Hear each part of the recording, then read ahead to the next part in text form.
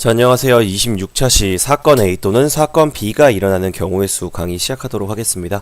자, 우선 학습 목표 보겠습니다. 학습 목표 첫 번째, 지문 속에서 두 개의 사건을 찾을 수 있다. 그래서 사건 두 개를 여러분이 지문 속에서 찾는 연습을 할 거고요. 두 번째, 두 사건이 동시에 일어나지 않을 때입니다. 그래서 동시에 일어나지 않을 때입니다. 동시에 일어나지 않을 때의 경우의 수를 구할 수 있다.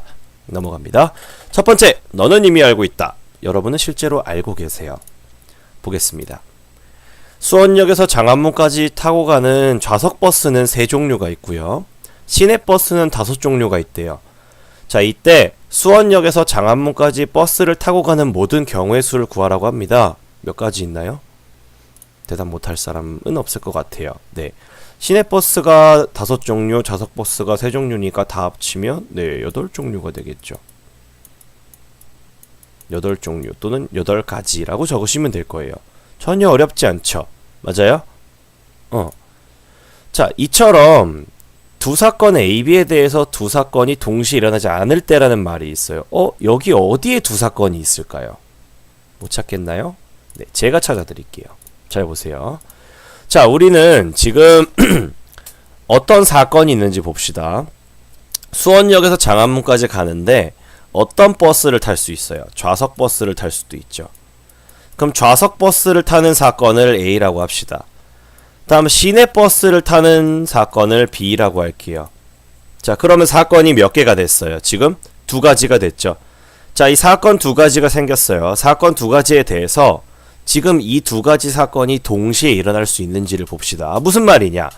좌석 버스도 타고 시내 버스도 탈 수 있어요? 불가능하죠.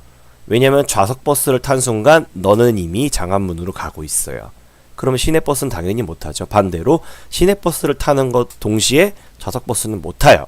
즉, 두 개의 사건이 동시에 일어나지 않는다고요. 지금 이게 굉장히 중요해요. 자, 그래서 사건 2개가 있는데 2개의 사건이 동시에 일어나지 않았어요. 자, 그러면 사건 A는 경우의 수가 몇 가지였어요? 3가지였죠. 사건 B는 경우의 수가 몇 가지였어요? 5가지였어요. 자, 그리고 이 둘은 동시에 일어나지 않았습니다. 자, 이때 사건 A 또는 사건 B죠. 지금 A를 타던가 B를 타던가니까 이때 경우의 수가 몇 가지 나왔어요?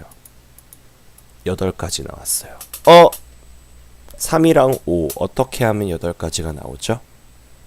더하면 8가지가 나와요. 자, 그러면 정리해 봅시다.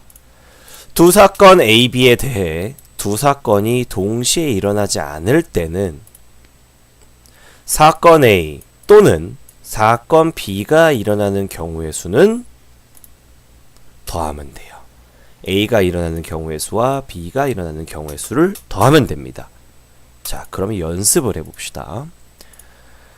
어느 비행기의 기내식은 양식 3종류와 한식 2종류가 있다고 합니다. 이 중 한 가지를 골라 먹을 때 기내식을 먹을 수 있는 모든 경우의 수를 구하래요. 참, 양식 3종류, 그 다음에 한식 몇 종류? 네, 한식 2종류가 있대요. 자, 그러면 양식도 먹고 한식도 먹을 수가 있나요? 안 되죠. 왜? 한 가지만 골라 먹으래요.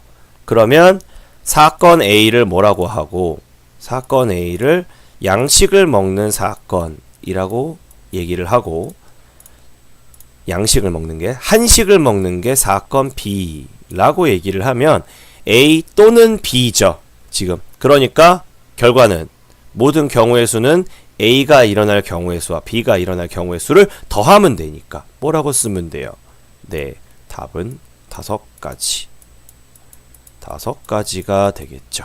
쉽죠? 자, 2번은 설명 짧게 하고 넘어갈 거예요. 유기동물 센터를 갔어요. 유기동물을 입양하려고 하는데 중요한 건 한 마리예요. 네, 더도 덜도 없이 한 마리만 입양합니다. 자, 이때 개가 3마리 있고 고양이가 2마리 있어요. 입양할 수 있는 모든 경우의 수는 여러분이 생각해 보세요. 몇 가지예요? 그쵸? 5가지예요. 되게 쉬워요. 되게 쉬워서 이거를 굳이 우리가 막 이렇게 이론적으로 배워야 되냐라고 묻는데 제가 여러분들한테 꼭 원하는 부분은 그거예요. 지금 이 문제를 풀 때 사건이 몇 개고 어떤 게 사건이고 파악하는 연습을 미리 해두셔야 돼요. 지금 2번 보면 사건이 2개 있어요. 뭐랑 뭐가 있죠?